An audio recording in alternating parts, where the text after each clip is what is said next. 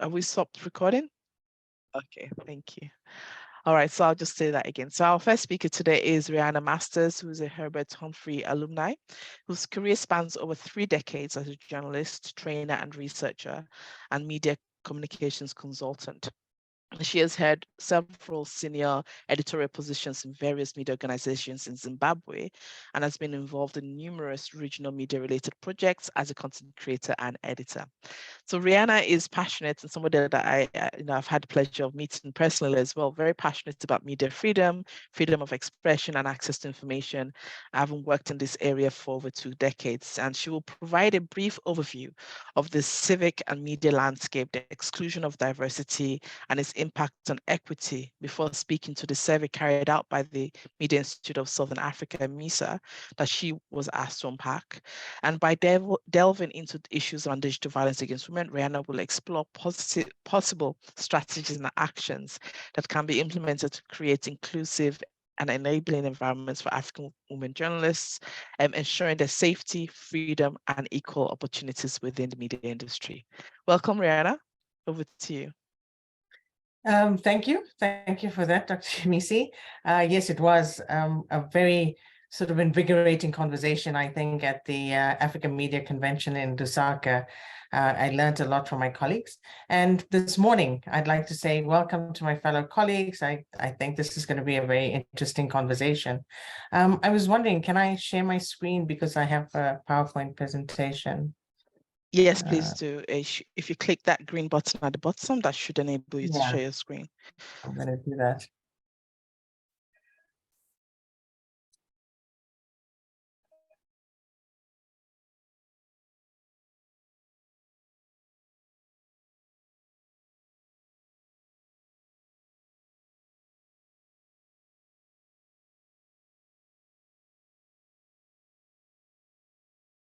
Hitch for some reason. Is the share function working for you? Yeah, it is. And it is, okay. For some reason, it's not opening it.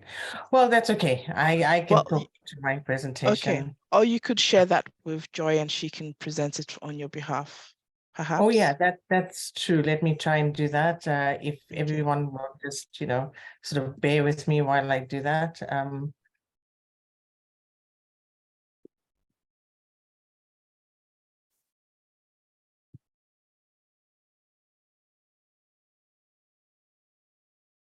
Okay. Do you mind if I ask Imang to maybe speak first, and so that would allow you to set things up with Joy? Is that okay? Yeah, sure. Okay. Imang, is that okay with you as well? You're on mute, by the way.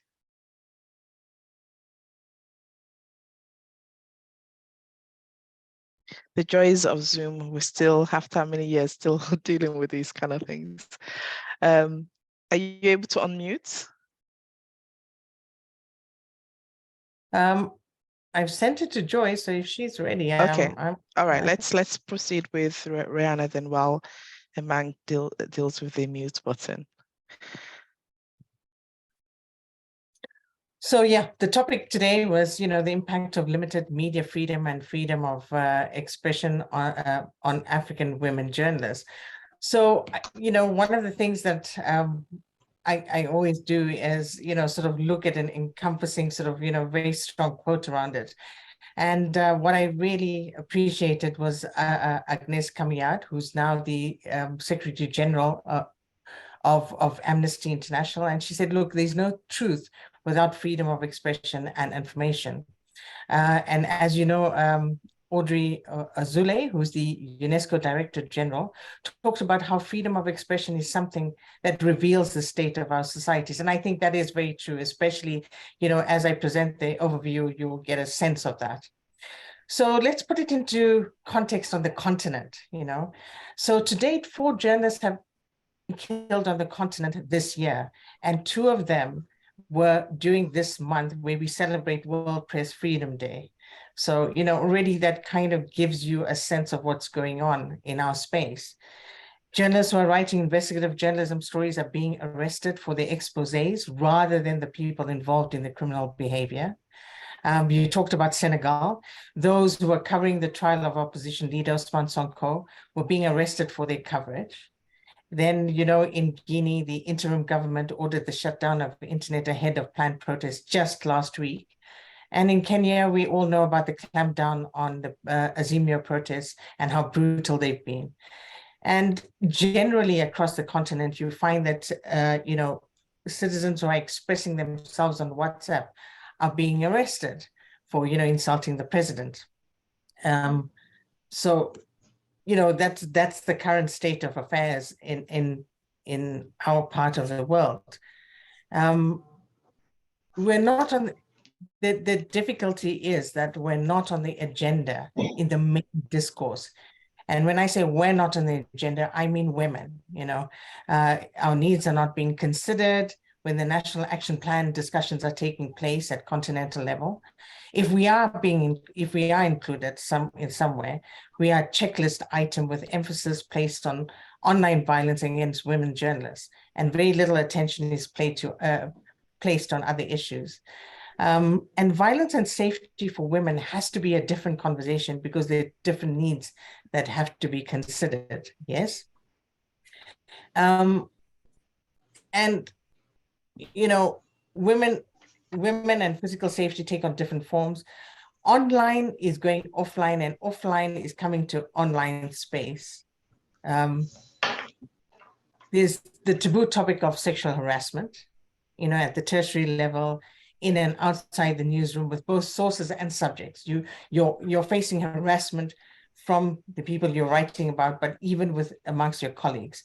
And I know there's a One IFRS survey that's been done that talks more to it. For me, I really believe that online violence is the new frontline in journalism safety. It's where we see the othering of people based on prejudice. Misogyny intersects with other forms of discrimination, such as racism, homophobia, religious bigotry, and other, all other forms of discrimination. So you've got this perpetual 360 degrees. Online abuse is going offline misogyny, patriarchy, and violence is being perpetuated in the online space. Yeah. So yes, I was involved in unpacking MISA's online survey. And I know there's one other survey that's been done by Amwick. So there's not enough research as well. But anyway, MISA's online survey was conducted in 11 SADC countries with 75 respondents, 22 of whom were men, 52 women, and one respondent who preferred not to say.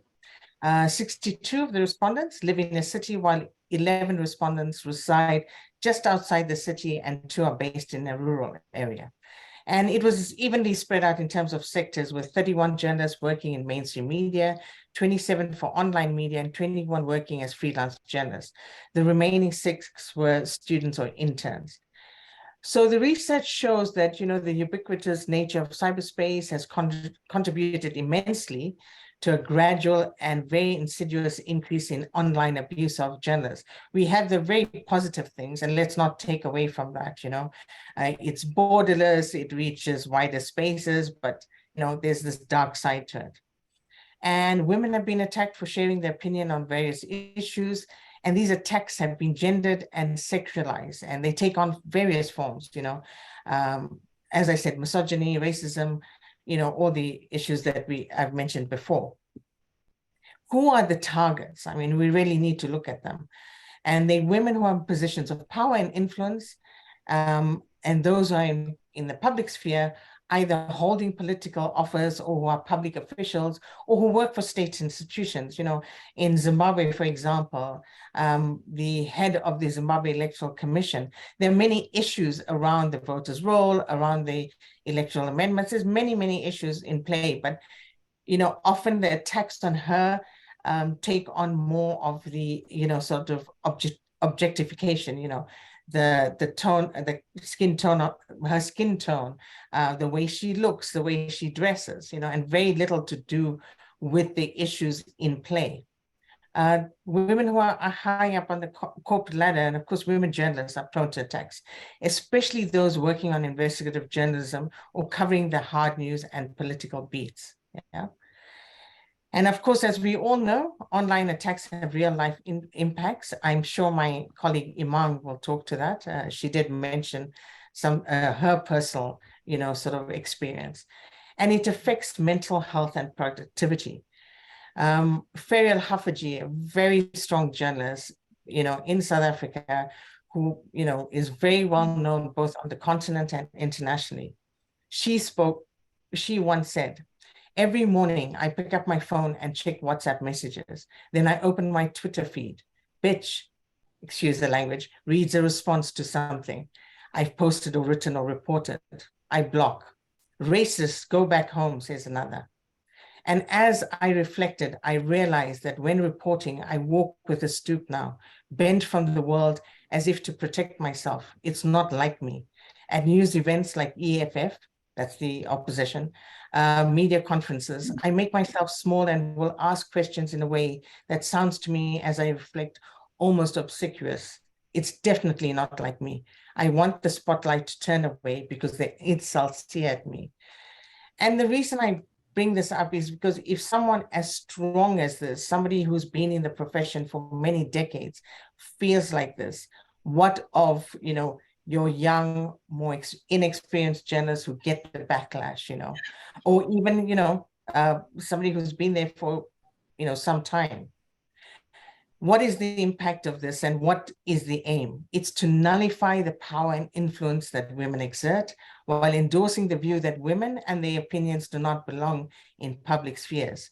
It's effectively censoring women, not just with their words, but the way they live, the way they think, and the way they act, as Ferial herself, in her words said. It's also taking away an additional dimension of news reporting, I feel, and information sharing that comes with those who have a more gendered approach to their work. It's also paving the way for male-dominated sectors to thrive without change. And let's be real, I know we're going to talk about interventions, but social media platforms and news organizations are really struggling to respond effectively. So we do have to look at something very, collectively and more holistically.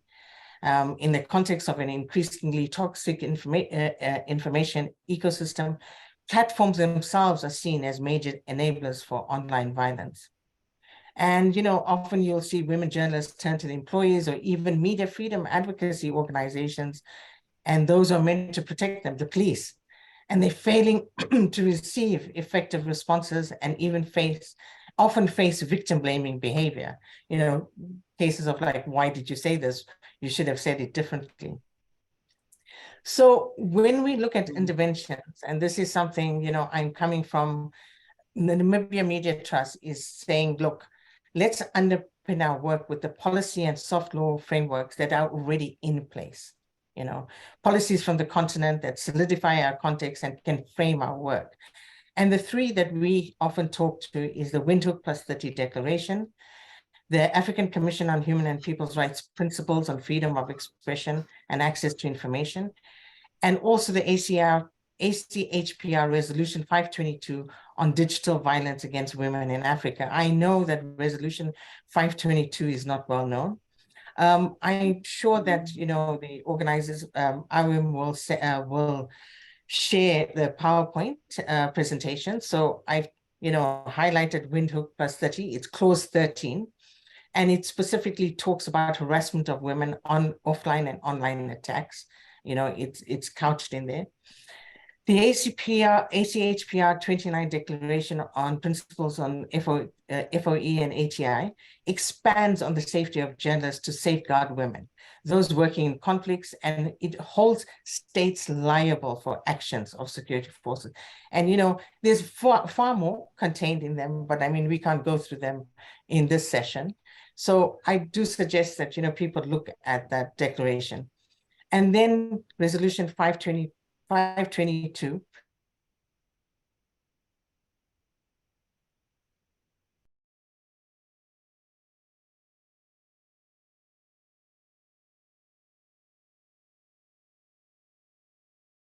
But for this particular discussion, I'll discuss this about fighting against digital violence against women. It's asking states to revise or adopt legislation to fight against all forms of digital violence and expand the definition of gender-based violence to include cyberbullying, gender-based hate speech, and other ICT-related violations. So yes, that is one of the things that we as, civic society, as journalists, as the media sector, as freedom of expression advocates, we need to start looking at how are we going to be defining it. African countries must undertake research on digital violence against women. And you saw that. And this research should include statistics on digital violence, as well as identifying legislative and non-legislative needs. But there's other research, as the one that you have done, Dr. Yemisi, your organization has done, which feeds into many of the issues. So what's our ask? As NMT, we're saying, look, let's consolidate reporting of violations against women journalists.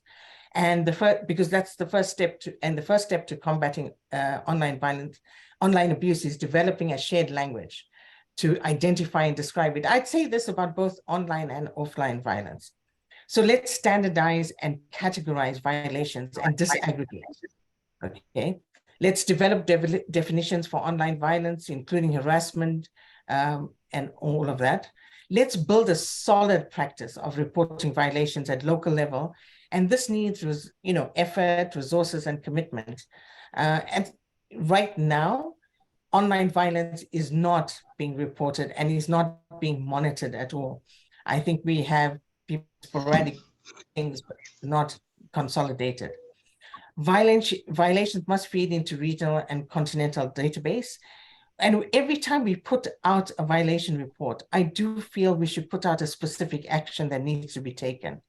Then all of this should be analyzed, these violations, the database that we create, we should analyze the violation, pick up the trends. We can use the info for, universal periodic review reports and to feed into any kind of, action we might be taking. Maybe we'll take the report up to the African Union, or we could take it to African Court or to ECOWAS. But, that empirical evidence is needed for that.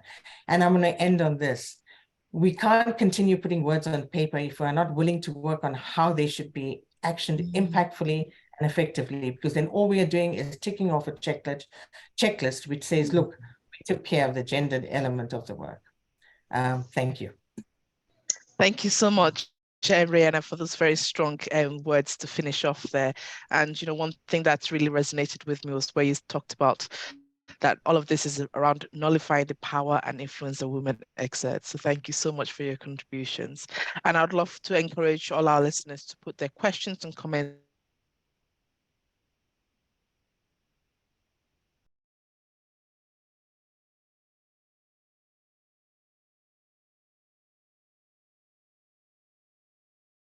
in. So our next speaker is Emang with your mic before we proceed. Can you hear me? Can you hear me? Yes, I can hear you. Yes, So we can hear you. Brilliant. Me. All right. So Emang is an award-winning editor and media consultant with over 30 years of experience in the newsroom.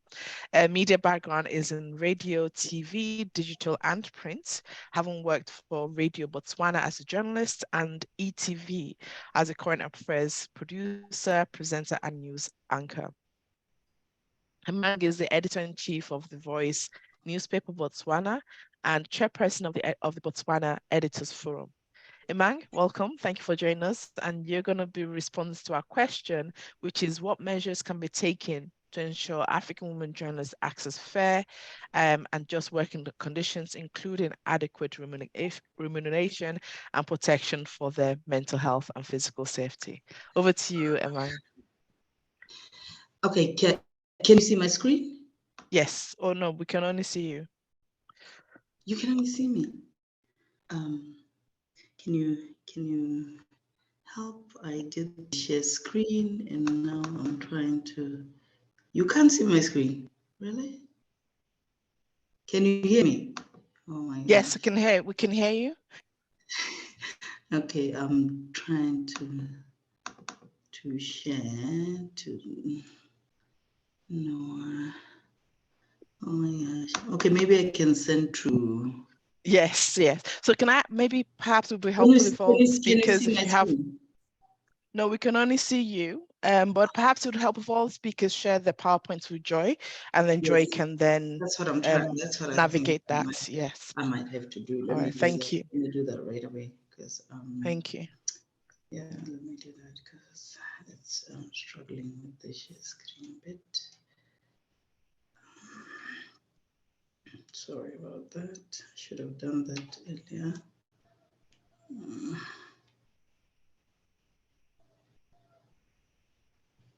Okay.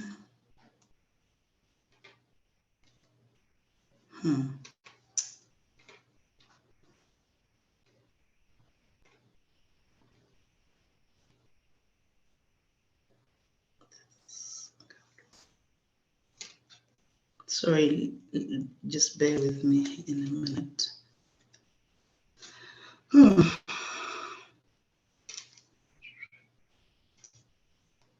Would it be helpful if we proceeded with another speaker whilst you figure that out?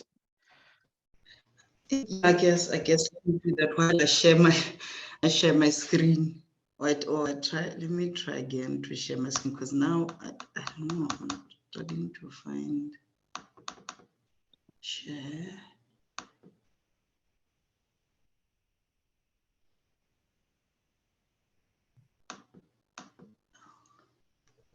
Okay. Yes, we can now see your screen.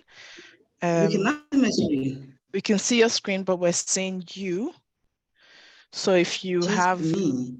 Oh. Yeah.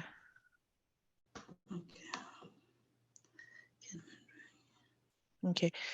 So just in the interest of time, I'm going to ask if we can move on to Pa Louis Tomasi, because I know Pa Louis, you don't have a PowerPoint, do you? You're just going to be speaking. So, but for our other speakers, if you do have PowerPoint, just to avoid any further delays, if you could share your PowerPoints with Joy so that she can navigate that for you. Okay. All right. So Pa Louis, I'm just going to just give me a second, get my screen sorted. All right, so we're going to move on to Pa Louis, who joins us from Gambia. So Pa Louis Tomasi is the director of the International Federation of Journalists. He's an accomplished professional in the field of journalism with a deep understanding of the challenges facing journalists. Aside from being director of the IFJ, he also serves as the chairperson of the digital platform on the safety of journalists in Africa. So welcome, Pa Louis. Thank you for joining us. And you're going to be responding to our question, how can the Africa peer review mechanism process be leveraged to prioritize and strengthen freedom of expression, access to information, and the safety of journalists across African countries, with a particular focus on protecting the rights of African women journalists? Thank you so much, Pa Louis. Over to you. Okay, thank you very much, Dr. Yemisi, and greetings also to my co-panelists and those people who are actually with us online in this webinar. Now, let me first express that I am proud to be here and to be part of this panel. That actually, in my view, touch directly on the heart of quality journalism in Africa. Now, basically, with the questions that you have raised, now I have been going through some of the criteria that are actually utilized at the level of the APRM to access or to assess freedom of expression and media freedom in the continent, and you'll come to realize that there is some kind of absence of a critical gender dimension that are included in some of these analyses. And in this regard, I think that there is a need for a revision of the gender-based criteria that are associated with freedom of expression and media freedom, especially with regards to female journalists and the work of female journalists in Africa. Now, if you look at our constitutions, most of our constitutions guarantee gender equality. That's the basic, and they even go ahead and highlight the state responsibilities, like Rihanna had said. They have also highlighted the state obligations with regards to the promotion of gender equality, issues of non-discrimination, and above all, women's rights, and even including equal opportunities the space of all influences. These are there. They're everywhere, even at the level of the African Union. Now, however, what is missing, or from this point of view, is how much do they actually involve some of these very critical gender sensitive issues with regards to their assessment on media freedom of free. Now, I think that there is still a lot of focus that have been geared towards the issues of laws and the implementation of these laws with regards to media freedom, and in order for us to bring female journalists on board to the pedestal that they deserve to be, we need to look at what actually makes them comfortable in their jobs, and then to try and work at that level. It is now everywhere. It is very clear that our female comrades are beginning to face greater challenges that we are not known some few years ago. Now, even with regards to the level of the IFJ, we have issued a publication some time ago which reflected that women journalists face a double threat, both as journalists and then as women, with gender-based violence online and offline. Then the glass ceiling syndrome, that is the specific target normally utilized by our male colleagues to say, you can go past an editorial position, or you can be a senior reporter at this level, and strategic career stagnation policies that are only utilized as weapons to actually limit media freedom and freedom of expression of African women journalists.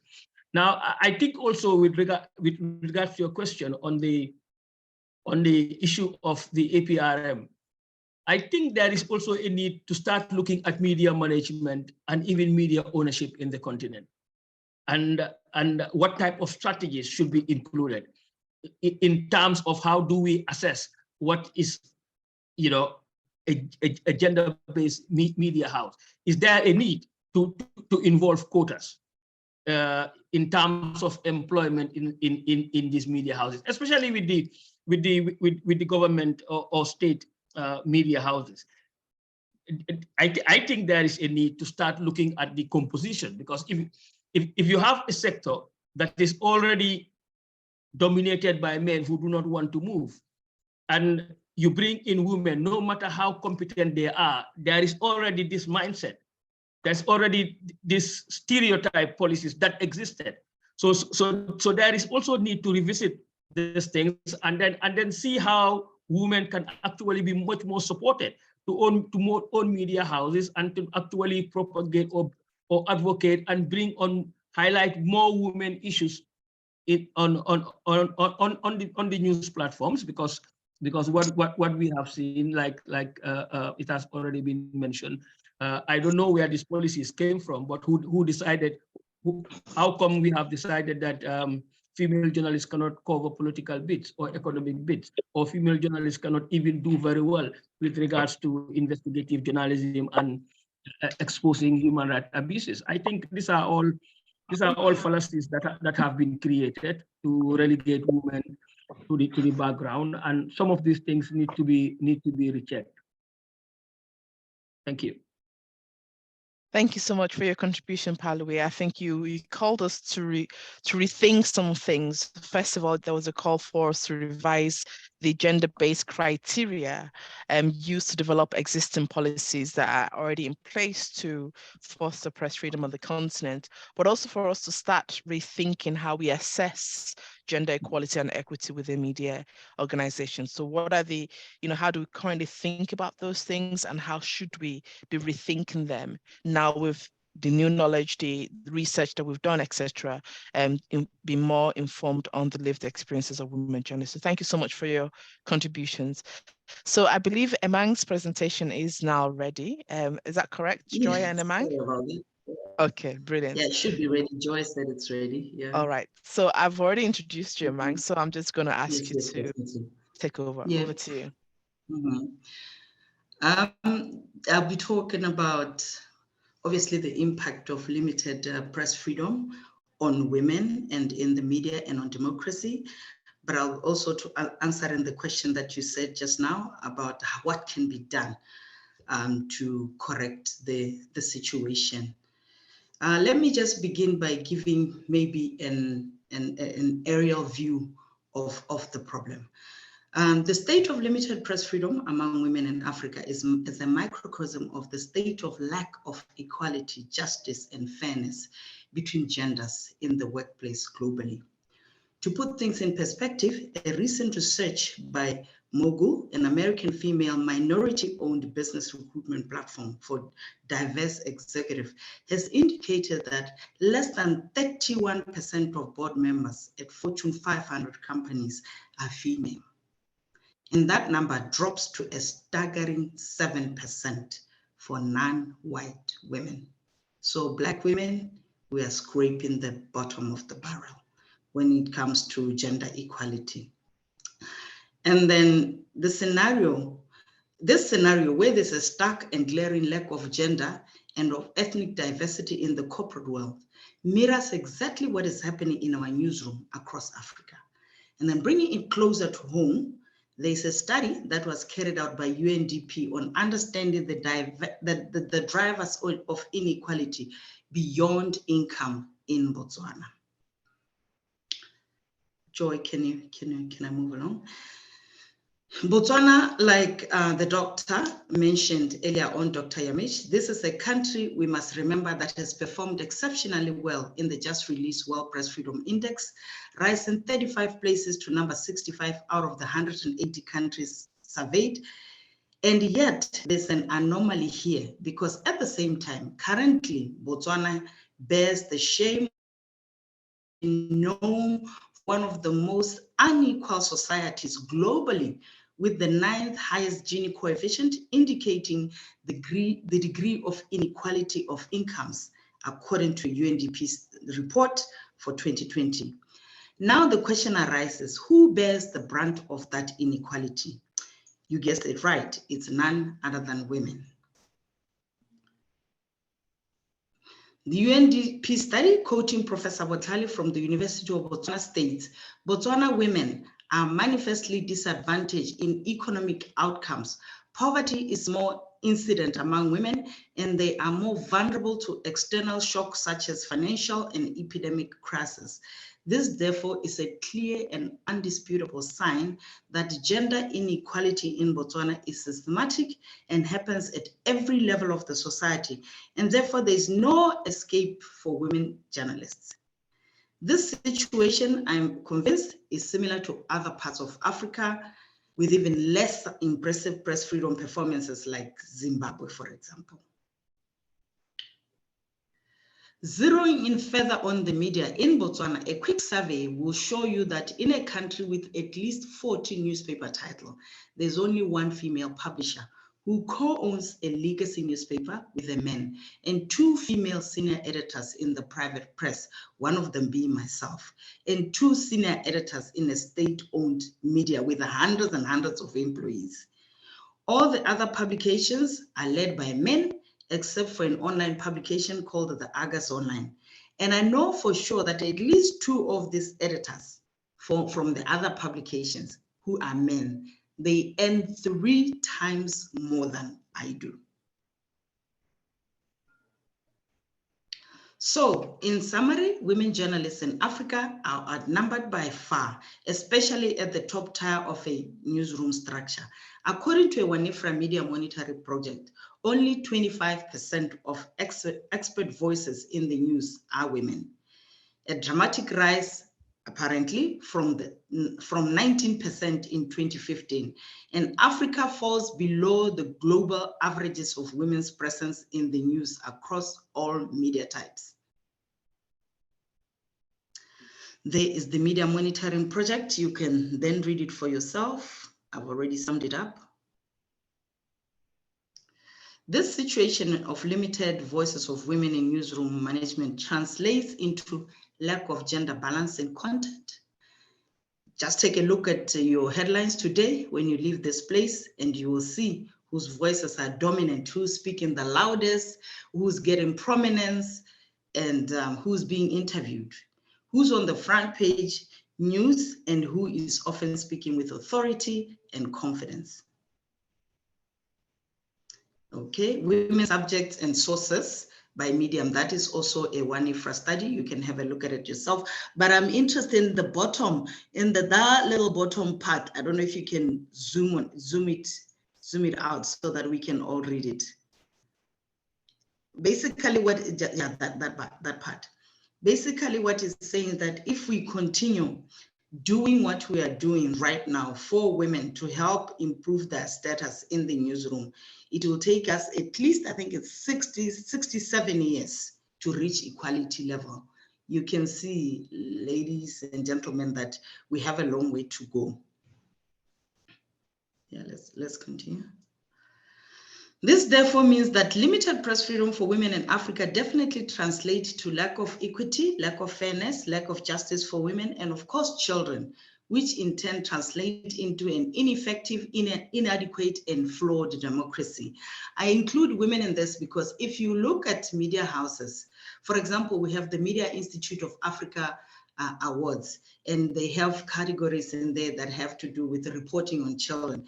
And if you look at that category, it is mainly our newspaper that wins it because we go out of our way as women to include children reporting. You find that men are interested in children issues, but not as much as women.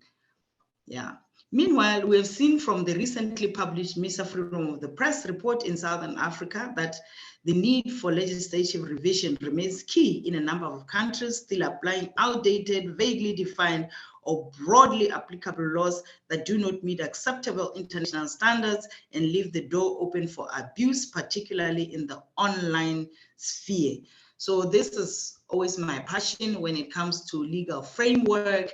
I believe that both men and women, if you can't get the laws to help us do our job in a safe and secure manner, then we have no starting point. Yeah. Can we go back? The report further highlights the rise of cases of mental health and well-being and digital burnout and stress-related illnesses associated with heavy workloads, heightened performance pressures. When you look a little deeper and interrogate this scenario carefully, you find out it is still the women that are the face of this increased mental problems and burnout in the newsroom. A survey dubbed Beyond Breaking News, Exploring Burnout, and conducted by Elizabeth Thompson for Center for Innovation and Sustainability in Local Media and sponsored by the Knight Foundation in America, found out that 72% of journalists surveyed experience personal burnout and 70% experience work-related burnout. Women and young people were more likely to experience burnout than men and older people. And this research was echoing prior research in burnout among journalists. What is it that we can do? Louis spoke about practical things. Like, I'll just talk about practical things that we do in our newsroom. We go out of our way to balance the content, but before you can balance the content, there's what you call gender tracker. WIN has devised a very good tool that you just insert your content and you see how gender balanced it is. There are many tools that are there, but we use the one from WIN because they're the ones that have been helping us with training. But before you do that, you have to have a policy. I don't know if you can see that. It's the Voice newspaper policies. There are many in there. We have the sexual harassment disciplinary code, obviously, and then we have the sexual harassment policy, which details exactly what sexual harassment is. Those are practical steps that we take to ensure that our women are not sexually harassed by people who will then go scot-free. And then the other thing, we have also a policy on employment policy. How do we go about employing? We gender balance. We make sure that our newsroom is 50-50. Why? Because you know, an inclusive newsroom, apart from anything else, apart from the politics of gender, an inclusive newsroom is a better place newsroom for revenue, because we have different ideas as men and women. We have the way we approach stories. And also it has been shown through research that those Fortune 500 companies that are led by women, they happen to do better even for the bottom line. So we don't want to lose out. So we try as much as we start from the top, be inclusive, and then gender balance. And then the other thing, the previous speaker said, make the newsroom conducive. What we used to do is that for women, we allowed children not to make, we had a space where the children can come color after school while their parents are working. So you just make it kids friendly.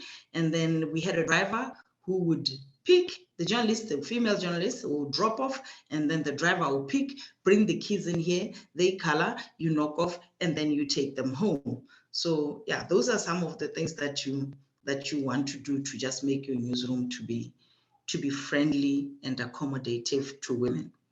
Free press that prioritizes public interest and fairness over business interests has always been limited in terms of its potential to contribute to critical democratic processes if it is largely dependent on outside forces like big corporations for advertising for its survival.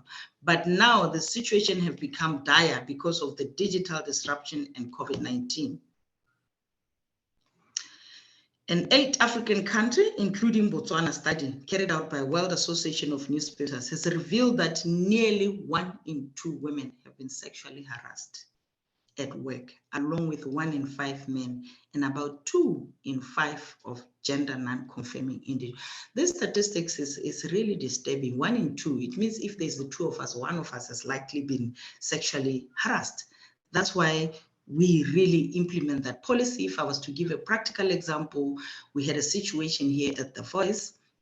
It wasn't reported to the police, but we dealt with it and we fired the guy, because what he did is he just decided to sit on the lap of this woman and just start behaving like this woman is his girlfriend. And the woman kept saying, no, I'm not interested in this. But he kept insisting that, no, you are lying, you like it, and whatever.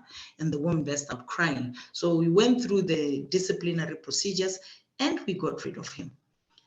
Yeah. Yeah, I think, yeah, that too. Okay, and now with media houses existing in this precarious financial state, women are more likely to be forced and coerced into sexually harmful situations, both by their colleagues in the newsroom and clients in the field, especially women in the advertising department. This is what I see often these days, that women in the advertising department, they would come back and they would tell you, but that client, because they know there's a sense of desperation for advertising. That client says, if I can just maybe go out for dinner with him, and then after dinner, maybe we can hang out at his house, then he can give me a full page, you see, that type of thing. But because if you have a leadership that is balanced, then that female advertising executive will be able then to find it easier to confide in another female rather than a man who might not even understand what you're talking about.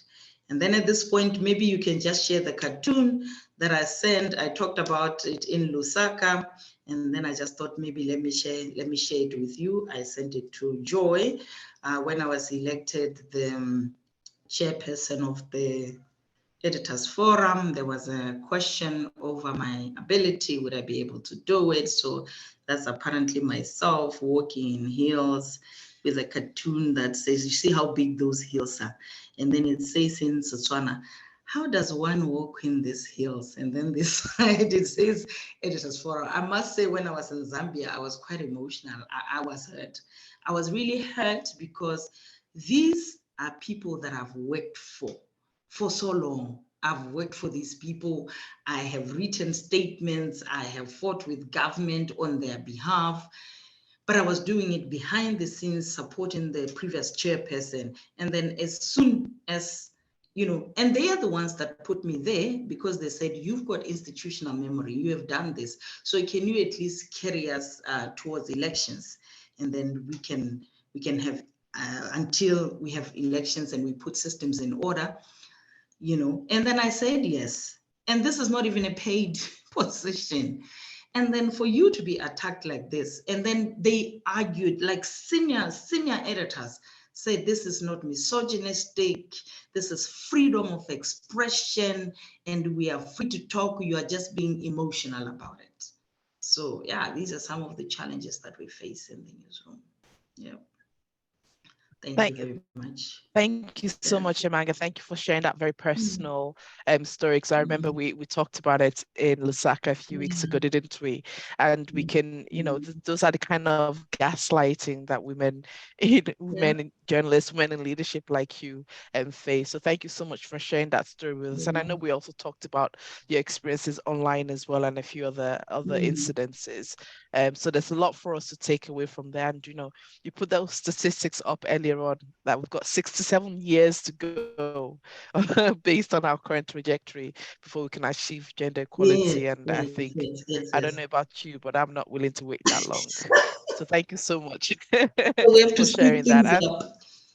Exactly. I think, you know, thank you also for mentioning about mental health and well-being and burnouts, because that's an area that I think we need to do a lot more about. So thank you so much for your presentation.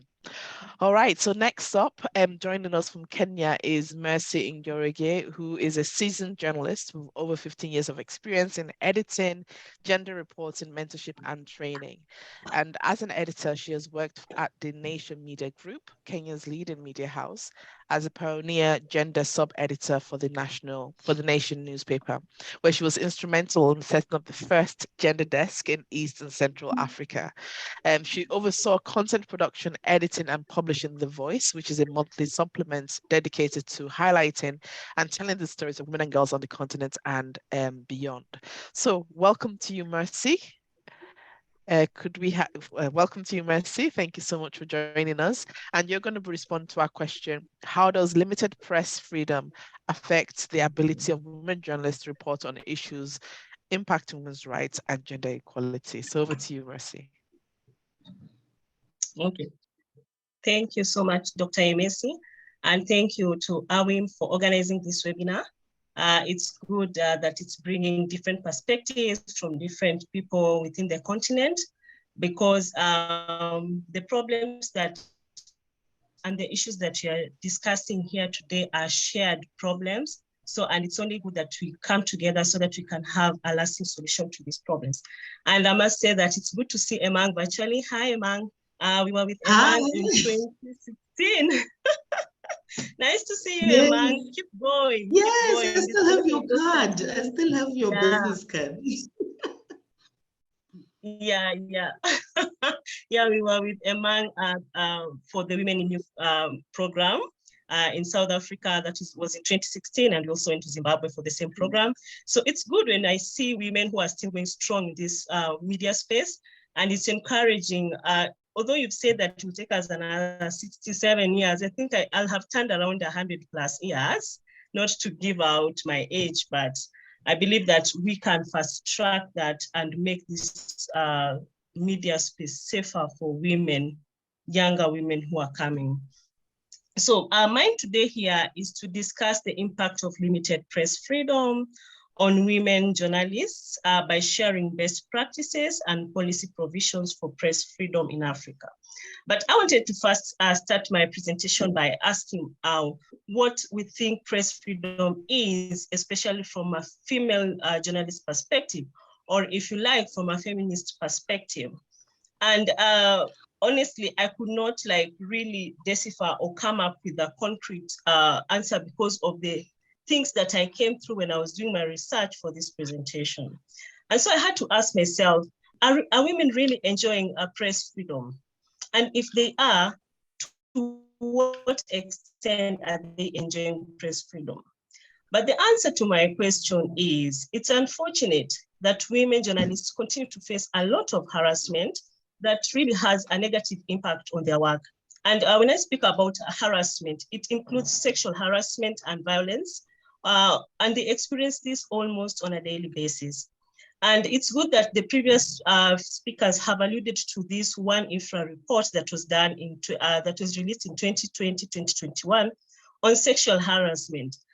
And where it really stands out for me is because as a Kenyan and a Kenyan woman who has worked in the media space, it's unfortunate that the report revealed that Kenya stands at 56%, which is the highest in terms of sexual harassment prevalence. So that evidently tells you that more than 50% of the women who work in media in Kenya have faced sexual harassment in one way or another. And then it's also, and then it's followed by Botswana amongst country, and then it's at 52%, and Zambia at 51%. Then Uganda follows at 49%, and then Tanzania at 40%, Zimbabwe at 30%, and Rwanda at 27%. So if you look at all these percentages, it evidently tells you that there's a problem. Sexual harassment is like the cancer that is eating women in this media space. I mean, how will women thrive if every day they prepare themselves to go and do their work as professionals, yet they are very conscious of the fact that I'll be a target. Whether they are going to be a target in the newsroom or outside the newsroom, then that's a question. But the reality on the ground is that women really face this sexual harassment. So one of the best, as a best practice, one of the things we have done as journalists for human rights in Kenya, we are implementing a program called Voice for Women and Girls' Rights, and we've been working very closely with journalists. And more specifically, we've been working with like-minded organizations like the Association of Media Women in Kenya to develop model anti-sexual harassment policies to address sexual harassment in media houses. It's been a process that's been going on. We're in the second year, and I can tell you for sure, it's helped to raise awareness, if nothing else, that sexual harassment is rife, and sexual harassment has to be tackled by both male and female, and also by the media owners. They have to, play a critical role in ensuring that perpetrators of sexual harassment really, face the law. So, and the reason why we undertook this journey is because we realized that there were policy gaps that have, that have mainly influenced factors that have influenced penetration of sexual harassment, because lack of policies, what it does, it makes women become very exposed. So far, I'm happy to report that at least 4 media outlets in Kenya have adopted this policy. And even though we have been facing a lot of cooperation from some media houses, because what has been happening is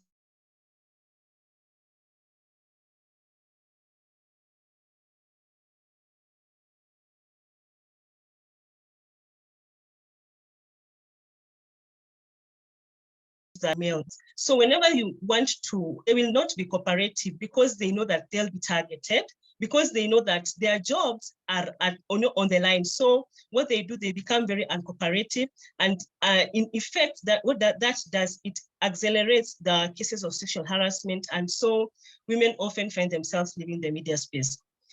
So we've also worked with the public broadcaster like the Kenya Broadcasting Corporation on gender mainstreaming policies, because some of these media houses, what has been happening is that they have these policies, but they've just been sitting on the shelves. Some of these policies have not even been reviewed over the years. And even some of the employees are not even aware of the policies, that protect them wherever they are at work. And so women's representation in the media houses, they have also come up with organized informal settings to discuss how to make newsrooms women-friendly. It's good that there have been different efforts by different media houses to bring women together, even for lunches, even for breakfast meetings, just to come and discuss what are some of the ailing issues that they could be facing as they are trying to discharge their duties. And so I know of a Nation Media Group where I previously worked before I joined Journalists for Human Rights. They have a Women in News, platform, whereby they even have a WhatsApp group where women come together, they speak about their issues. If there's a problem in the newsroom, they raise up the issue there. And the good thing is that even in that space, you have the top leading female editors in that group. So it enables these women to feel that they have a space where they can share some of the issues that they'll be facing on a daily basis.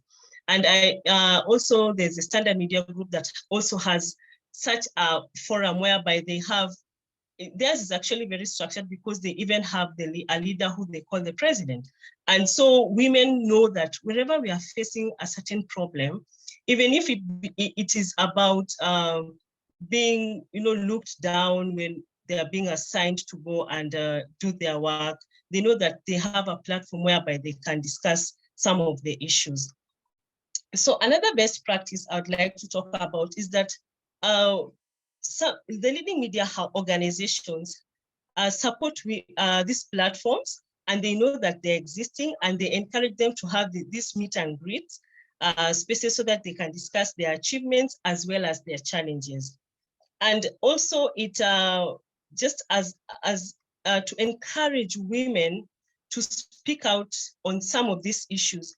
At GHR, we have realized that even with the constituting of gender desks in different media houses, it has enabled women to, and also at the same time be able to report on our gender issues. So now establishment of gender desks has contributed in normalizing conversations on gender equality, and then also normalizing content generation that is women focused. And sometimes this content is often produced by women for women. And then safety, and then online violence has, what we've realized over time is that online violence leads to self-censorship of women, because sometimes women, I being one of them, we want to hold back from posting something online. We want to hold back from contributing to even a national discussion or something that's just been happening in the Kenyan, society, because I fear that, or most of them also fear that whatever I say as a female journalist may be gotten out of context. Maybe, it may put me in a position whereby I'll be even trolled, I'll be facing online violence, I'll be facing body shaming, just because of maybe a comment that I made and did not sit well with some individuals. So what this has resulted to is that women have held back from even contributing to important national discussions, and it has in effect resulted to the bleeding of women professionals from the media space, leading to now another problem, which is that women are now leaving the media space, and it is resulting to diverse, the diversity of women's voices on national issues is now shrinking even more. Because I being one of them, having been in the media for 12 years, I feel like I wish I got an opportunity to, even hit like 20 years, but sometimes you realize that as much as you may want to do your job, as much as you may want to express yourself, you find yourself being in a position whereby you are limited by circumstances that really are out of your control. So as I'm moving forward, what needs to happen, or what can we do to change the situation? I think it's important that as media organizations, or as players in this media space, that we need to carry out research and collect data on specific challenges that face women. For instance, what are some of the forms of attacks women journalists face, with a view of adopting appropriate measures to tackle these issues? And the second one would be, how can we develop awareness-raising programs to foster understanding of the work women journalists have to do, and to also counter negative attitudes? And this one, we just raising awareness, not to only the women journalists to report on and for.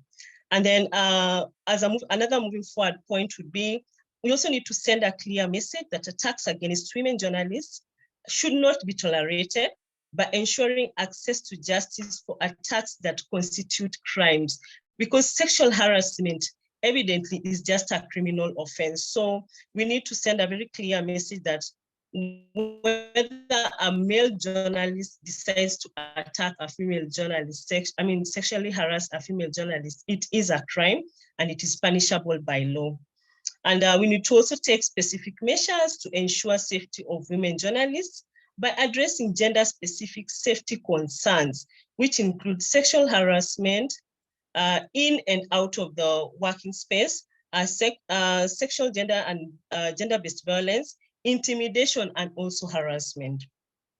And combat all forms of discrimination against women through appropriate legislative, institutional, and policy measures. Like I've already indicated that we can think of different ways that media development organizations can partner with like-minded organizations and even the media itself in developing policies that ensure that women are protected and they are aware that these policies exist to protect them. And finally, we should ensure that there's access to appropriate psychosocial, medical, social, and legal support for women journalists who have experienced violations of their rights, because they are there. Some of them are living with these wounds. They don't know where to get, help or support. And so it should be clear to us that we need to ensure that there's this psychosocial support and legal support whenever a woman finds themselves, as a victim, quote unquote. Yeah, so that marks the end of my presentation. And thank you very much for listening to me. Thank you so much, Mercy, for really expanding our discussion towards looking at sexual harassment. And you said that sexual harassment is a cancer eating women journalists in and out of the newsroom. And you're calling us to make sure that we dust off those policies that media organizations have created, but lack implementation as well, and putting them into practice. And we see efforts like the one that Emang mentioned at The Voice Botswana, and how it can be very effective. So thank you so much for your contribution. Ladies and gentlemen, unfortunately, our last speaker, Esther, has had to excuse herself due to a family emergency. So we wish Esther all the best with what she's dealing with right now. So I'm going to move straight on into the panel Q&A. I've got two questions I'm going to be asking our panelists, and then we will then go into the audience Q&A. I can see that we have several questions already in the audience Q&A, so we'll keep this segment as brief as possible so that we can hear responses of our panelists to your questions. So panelists, you've all shared various experiences, best practices, issues around policy, regulations, etc., and various other insights. So my first question to you is that what are some of the best practices for ensuring women journalists have equal opportunities to report and express their views freely? So who would like to take that question first? Okay, Palui, go ahead. You're on mute, by the way. Yeah. Okay. Let me try that. I must say that apart from being a journalist, I'm more so also of a trade unionist, and then some of the issues that we have worked on at the level of the Federation of African Journalists is to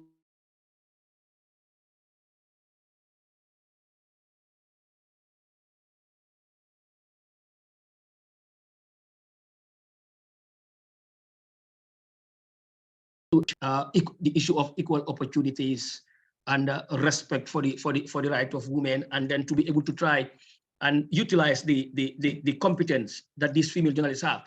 Because the truth is, in a democratic environment, the media is expected to assign roles to journalists based on their competence and their ability to deliver. And what some of the things that we have discovered is that women are operating only at about about 50% of their capabilities, because they are not allowed to express themselves the way they should, and they are not being assigned to the roles that they are competent in. Sometimes it's a makeshift thing. Okay, you are here, you go to gender simply because you are a woman. Why can't a male reporter work on that? So we have been trying to exert some kind of pressure And I know this thing had worked. Sometimes it depends on the characteristics of the union leaders that are in specific countries. Like when our colleague Maria Luisa was the president of the Angolan Journalists Association, she was able to exert some kind of pressure in relation to the hardship that some of these ladies who were actually in the newspaper room with her, in the newsroom with her, we are going through, and she was able to put pressure, and some of these issues had stopped, because actually most of these female journalists were at the verge of leaving the newspaper because of self-censorship. And Maria had actually told us that now in Angola you find less women actually willing to work for newspapers because of the continuous harassment, unabated harassment that they go through. So one of the best practices is the unions and the media organizations must be able to exert pressure on media owners. You know, where we are necessary. Eric in Kenya has been doing this. We are necessary to visit the media houses and then ask for reports. You know, most of the time the excuses are that female journalists who are affected don't want to come out and report. But sometimes that is not true. They don't believe in the mechanisms that are set by the media houses. There is no confidentiality. There is no proof that something had been done with relation to the initial reports that came, and there is need to exert pressure. There is need to put pressure, like last speaker said. So most of the perpetrators are men actually, and they want to cover up themselves. So I always say that men who are worth their salt must stand in solidarity with the women in this battle. The battle against sexual harassment is not a female battle alone. Men have to stand up. The women are our comrades. We work with them.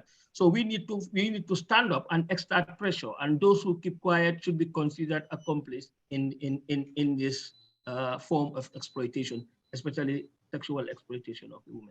Thank you so much, Palue. I'm going to go to Rehana and then Emang. So what I was going to observe is that, you know, Emang and Mercy, in your newsrooms, so many years later, we're not yet seeing the change. You know, your decision-making posts, your line editors, it's still heavily male-dominated. But I'm going to go to an experience I had about, some time ago when I joined a daily newspaper. It was the first independent and privately owned daily newspaper in Zimbabwe, the Daily News at that time. And there was a very conscious choice being made because, all the line editors were male. So a conscious choice was made to appoint some of the women as line editors. And I think I was one of the first women to go into those editorial conferences. And you see already the difference, because we, as Imam said, and as I think Mercy also alluded to it to a certain extent, that your choices are different. The way you look at a story, the way you report it, the way you're going to interrogate it is completely different. And it doesn't mean that you're a feminist. It doesn't mean that you're gender sensitive, but definitely there's a different approach. We also have to take on the truth of the fact that, being a woman doesn't always make us aware of the gendered dimensions of a story, yeah? But you become more conscious, and I think it's the consciousness of it. If you look at your unions across the continent, if you look at your media advocacy organizations, that has got to change. The face of it has got to change. It is still very male dominated. I'm sure you witnessed this at the African Media Convention. Most of the panels were actually males, and especially at the first African Media Convention in Arusha. A lot of us women were being brought in as tokens, quickly at the last minute to say, look, can you participate in this? Can you talk to this? There has to be conscious decision-making about our place at the table. We belong there and we need to be seen there, okay? That's one of the things. The other thing is that we've got to see it in our content, and that has to come across more strongly. So for me, those would be, and that you appoint women into editorial positions and, as line editors, that will make a difference. So that's just one of the strategies that I was thinking of. Sexual harassment is the biggest issue. And I think it's not enough to have a policy. It's about implementation of the policy, but even more important is the reporting mechanism. Who are you reporting to? Is it an independent mechanism? And is it a safe mechanism? I think those are the questions we need to interrogate. Thanks. I just want to open it up to more. Yes, thank you, Rihanna. Very valid points there. Let me see. Just a quick second to add on to what Rihanna said with regards to the African Media Convention. Now, actually, you have left on the final day, but actually, I need to say this. Sorry, Imang, before you comment. I need to say this.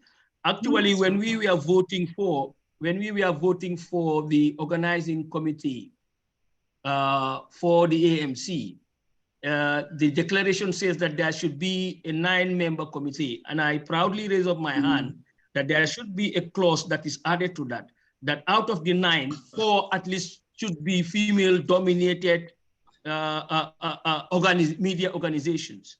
And I saw the communique yesterday, and I am happy because the four media organizations that we are outlined, 2 of them we are already male-dominated, which is TAIF and the Federation of African Journalists that I belong to. So I was the one who proudly raised my hand to insist that the other 2 positions must be given to female-dominated media organizations.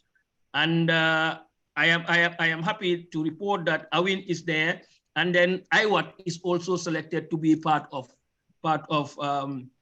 the permanent organizing committee. So at least this is a plus, Rihanna, and we are hoping that these organizations will also be able to bring in more women on board during the next convention in Ghana.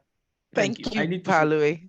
Yes, and those are the kind of interventions we need in those kind of tables as well. So thank you very much. Emang, over to you. Why don't we have more women in my newsroom as line editors? I have 6 female journalists. 1 is on the sports desk. She's a line editor there. She controls the sports desk. And I have 4 male journalists. 1 is an online editor, and the other one is an assignment editor. And then the rest, well, there's a sub-editor who's also male, but that's because it's a family-owned establishment. Those are the dynamics. And then what happened is one of my very good journalists has just recently left my room to join another newsroom as an online editor. We run a very tight ship here, 10 journalists, but we try to watch out for the times. What I think is best practice, though, is to have everything black and white. Like when my female journalist left, one of my best left to go and join our competitors, because basically she left because she wanted space to maneuver, and then there was no position that was open.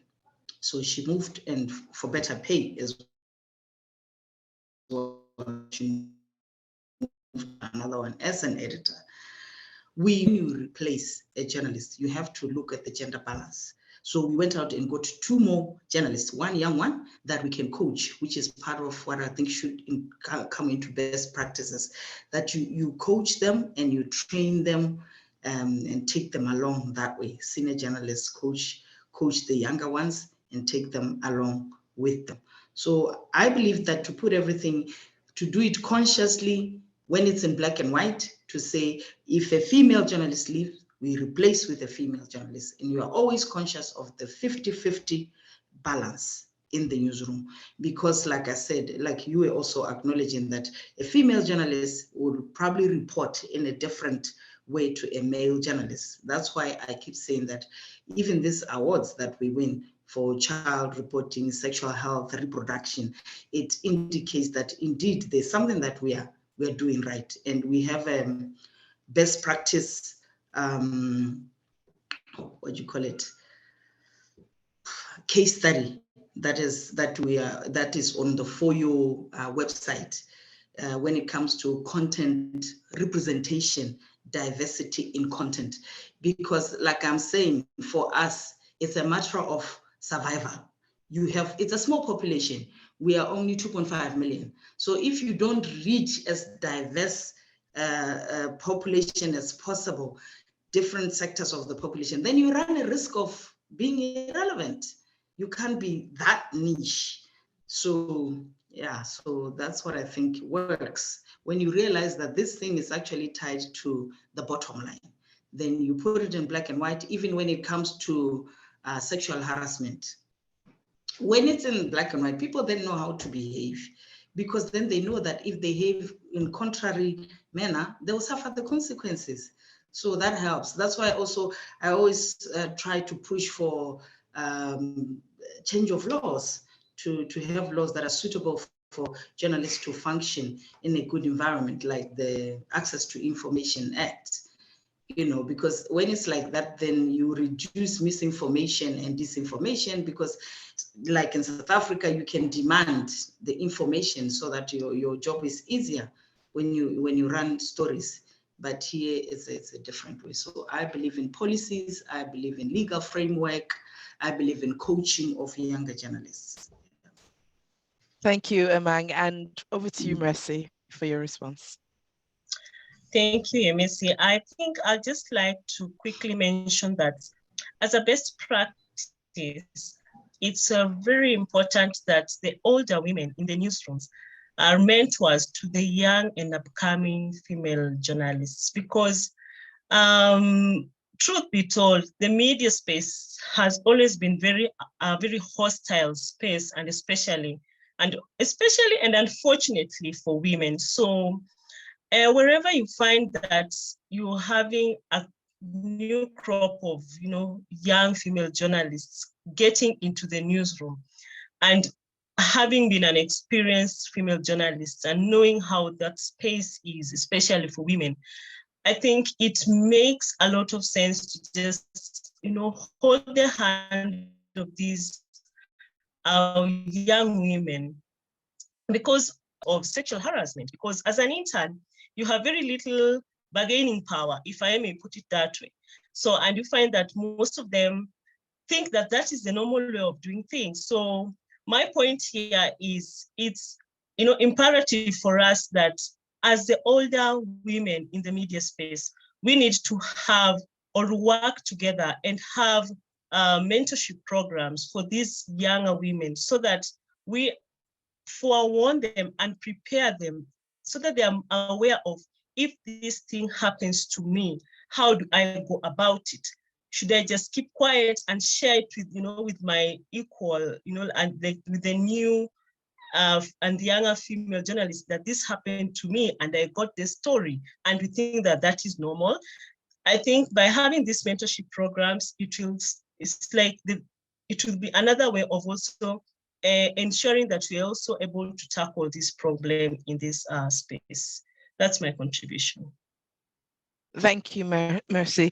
And thank you all so much for your contribution so far. I think ideas around sharing best practices, mentorship programs, implementing policy, and having those champions who are on the table and speaking up for the voice of women. My next question to the panel is, and I'll ask for really quick responses here so that we have enough time to go through the questions that our audience have for us already. What can we learn from other regions or countries that have made progress in promoting press freedom and gender equality side by side? So I will just go in the order of what I see on my screen. So Rihanna first.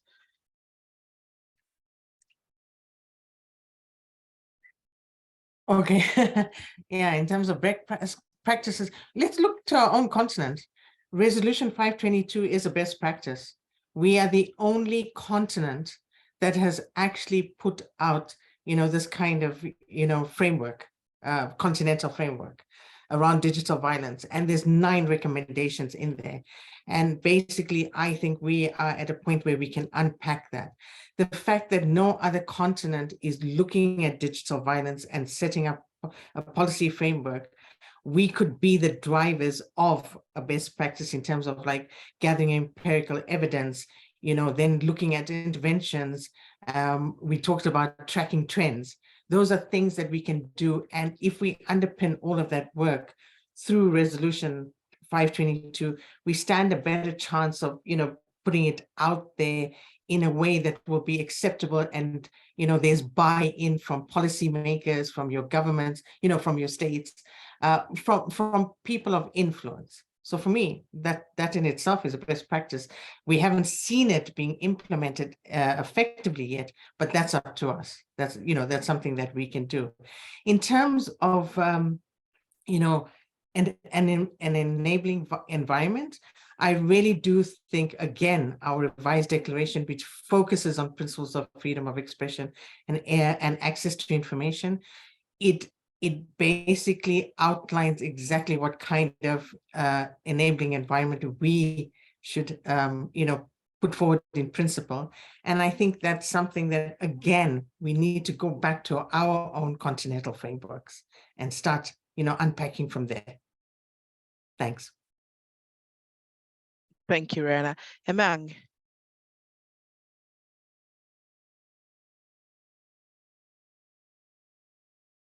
You're on mute. Even in terms of conversations, let's have conversations that are homebrewed, like this particular one. There are other people that are playing in the space that are talking about the same thing, that are coming up with solutions. As much as we appreciate those, I think it is important that we come up with our own solutions instead of just looking outside. And then collaborations. For example, platforms like editors forums, we can share ideas from each other, what's happening in Zimbabwe, what's happening in South Africa. Like, for example, let me give you an example of what happened with a new bill, a spy bill that they wanted to introduce in Botswana, where the government wanted to just sneak it in Parliament quickly and have it gazetted, where they wanted to give our intelligence services the right to get into journalists' cell phones and gadgets and get information, and then be able to get this information be admissible in court. That was going to have a chilling effect on freedom of the media in Botswana. But what happened, because we have that network, we then spoke to Southern Africa Editors Forum, and then they sent the SG, and then from Namibia, MISA Southern Africa also came together. Quickly, within a week, we had managed to push back on that particular law. So I think, yeah, those are the networks and the networks that we need to work together to be able to help each other to go to another level. Okay, and we'll go to Palui next. Yes, Doc. Now, what can we learn from other regions? I would definitely go up with what Rihanna has actually mentioned. There is need for this buy-in. You see, now as we speak, Africa has come up to an age, or our region have come up to an age where we have laws that actually guarantee freedom of expression and media freedom that are of the highest standard. Like she said, the Declaration of Principles on freedom of expression and access to information in Africa, which was adopted in Banjul in November 2019, is a fantastic document. Now, all that is needed is the political will of our governments to actually implement the provisions of this document. It is there. It's very clear, and we know the aims and objectives of some of those provisions and how it can actually guarantee rights of journalists and the media in general. Now, but one critical issue that I would also like to talk on with regards to what we learned from other regions, like what is being done in the American Court of Human Rights. Now, our courts, our regional courts, especially the African Court of Justice in Arusha, now must be able to incorporate cases of media violations without the insistence of the exhaustion of local remedies. I said this thing in Lusaka. Now, most of the time, governments themselves are perpetrators of of violence against the media. And when a journalist is on the run, it is very difficult for that journalist to actually be able to seek redress because the state is involved. And this journalist will have to run away, leaving family behind. And then once he or she wants to seek redress, you are talking about the exhaustion of local remedies. Practically, it is impossible. And there are a lot of cases that people want to take to court, but you can't simply go because they are asking you to exhaust local remedies. I know that the Federation of African Journalists did that. We tried it during the Yahya Jammeh era when we took a case to court in Abuja, and then later on we were saying that this must be done first at the level of Banjul. We tried and we were able to file a case when they discovered that it cannot go because of the toxic nature of the political system, which has also politicized the courts. Then we were able to go to Nigeria and file that case, and eventually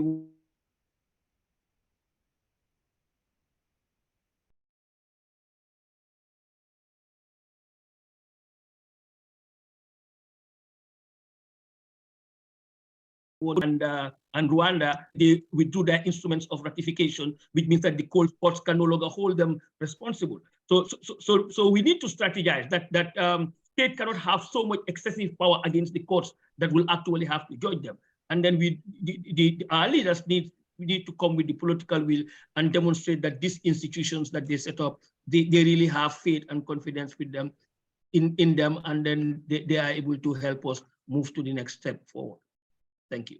And Mercy, I think this is an area that you got extensive knowledge around as well. Mercy, over to you. Oh, yeah. Oh, thank you, Mercy.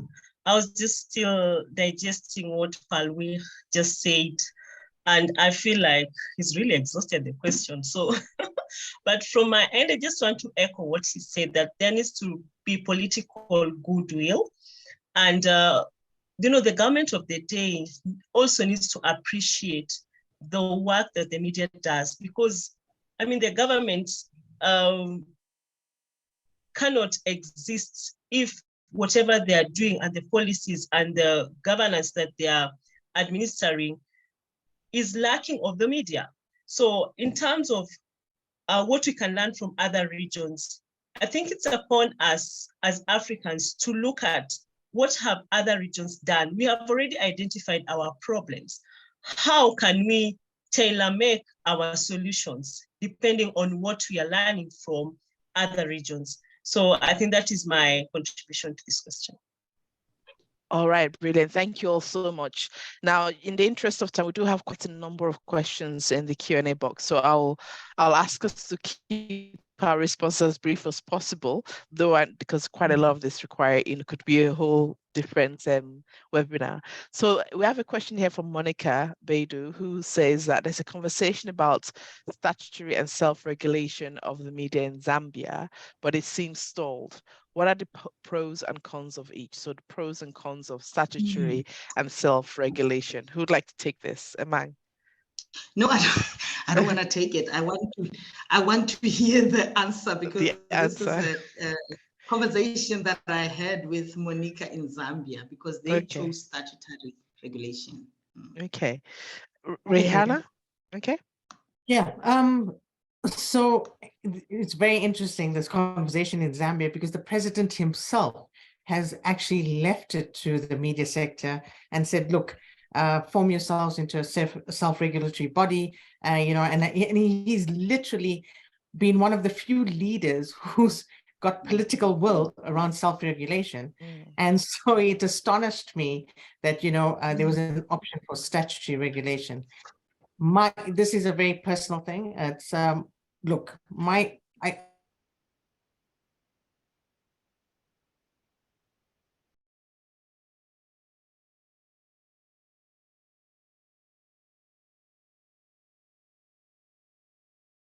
has different media advocacy organizations and sort of put together a very strong online offline code of ethics, and go for the self-regulation. The problem and the issue with statutory regulation is it depends on who is in power and what the political will is, and that abuse of power. Because, and this is, something witnessed in Zimbabwe. legislation is often used very selectively, depending on who is in power. So the selective application of law is problematic, especially so if media regulation is statutory, you will find that there's going to be a very partisan approach in the way that issues are then being regulated. That's what I would say. Anybody else want to come in with a response? What I heard from the ladies in Zambia was that they wanted the statutory regulations so that they can be then able to regulate, just like lawyers and other professional bodies, to say who is a journalist and who is not, because people are not taking them seriously because anybody could then just practice. So if I can respond to that, I think we kind of confuse issues. When we're talking about self-regulation, we're talking about content, okay, and keeping ourselves to a higher professional and ethical standard, okay. I think the issues of who, defining who is a journalist, that comes into another sector.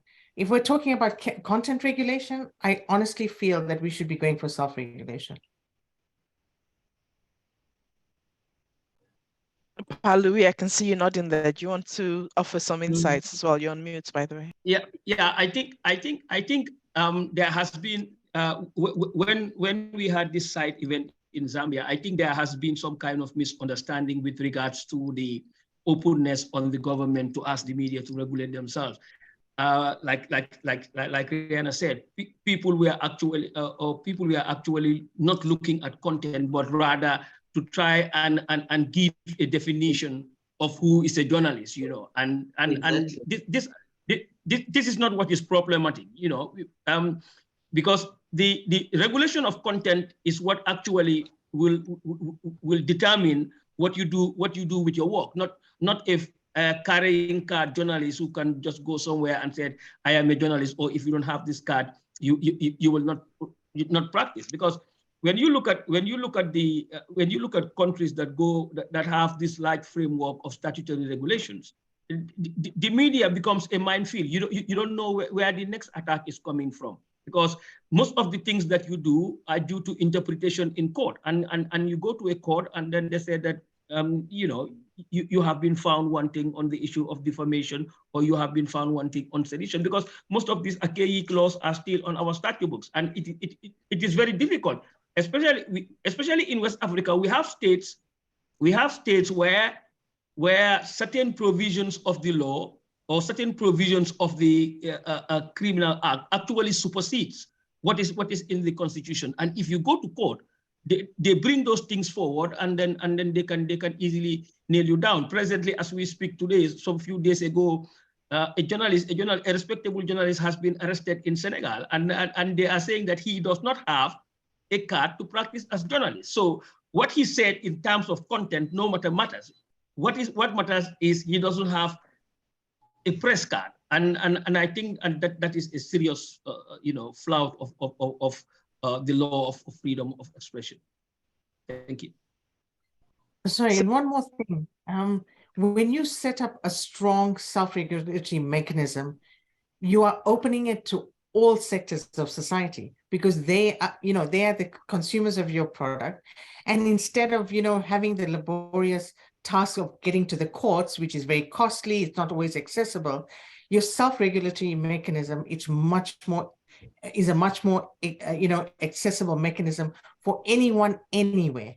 They could be in a remote part of the country, but it can be accessible if it's set up well. Okay, so I'm going to move us on to another question, and my apologies to our audience because I'm having to be selective of the questions I ask based on the time. But there's a question here for Emang from Agneta from Foyo, who says that The Voice is a female-led media organization with gender transformative policies. How has it affected, firstly, the content? Secondly, gender balance among staff in different roles. And I think you've kind of alluded to some of that already. And third, the bottom line. I think like you said, I've alluded to some of them before. When it comes to the bottom line, what I can say is, like I mentioned, we operate in a very small market with only 2.5 million. So there's not much of sales to speak about. And after COVID, you can imagine what happened. But I think partly is because of content, our gender balance content. We are the highest selling newspaper in Botswana, and we didn't retrench everyone, which means although we are struggling with the bottom line, we are not as bad as others who laid off staff. We didn't lay off anybody. Instead, we hired 2 more journalists. One left, and we, like I said, we hired 2 more journalists. So, like I keep saying, it's good business to be gender balanced. And she's from FOYO. I think I spoke about this at the FOYO meeting for sustainable journalism in Kenya a while ago. The reason the voice came into existence, it was basically because there were no voices of women and children and minorities in the media, in the mainstream media. The titles that existed then were extremely male dominated and based in the capital city. And we were coming from local communities outside the capital city. And that was the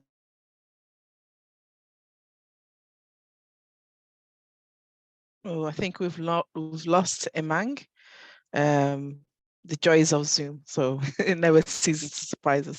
Well, I think we've had a lot of interesting conversations today, a lot of interesting dynamics today. And I think one of the things that's coming out from the comments from our audiences around the need for us to continue to have these conversations and also to do more research, etc. I think there's that call again from Louis about reimagining how where it was the gender lens, the way in which we're analyzing the gendered aspect of policies, etc. And I want to point to the fact that AWIM has done several research on the lived experiences of women journalists, which is available on our website. And on the issue of sexual harassment, which we've talked about also today, we actually did research, looked into the lived experiences of Rwandan women journalists and finding that sexual harassment was a big issue there, and that then led for you and AWIM to work on setting up an anti-sexual harassment committee, working with the local journalists there, and hopefully that leading to an environment where women journalists are able to better report cases of sexual harassment without that feeling of having to report to those who are often the perpetrators and their bosses.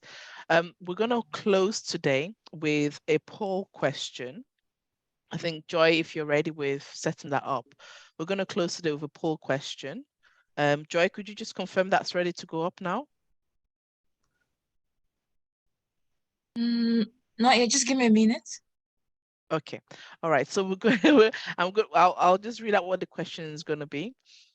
So the poll question is, how do you perceive the impact of press freedom, of limited press freedom, and freedom of expression of African women journalists in terms of the ability to amplify underreported or underrepresented voices? So that's going to be the question that Joy is going to be putting up in a second. And while she does that, I'll also highlight the fact that our call for paper for the next African Women in Media African Women in Media conference is still open until next week. And the theme for this year's conference is media and gender violence, which again touches on a lot of the things that we've talked about today. So we're looking at that both from the perspective of how media reports issues relating to gender-based violence, but also the kind of violence that women journalists experiences. So that's going to be in Kigali, Rwanda on the 30th of November and the 1st of December this year, and we look forward to hopefully seeing some of you there. Joy, are we ready now with the poll? Joy, are we ready with the poll question? No, I'm experiencing network issues at the moment. Okay. Okay.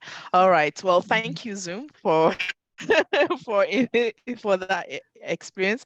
But thank you all so much for participating in this conversation. It's one that we hope is the beginning of several dialogue series that we're going to be implementing at African Women in Media.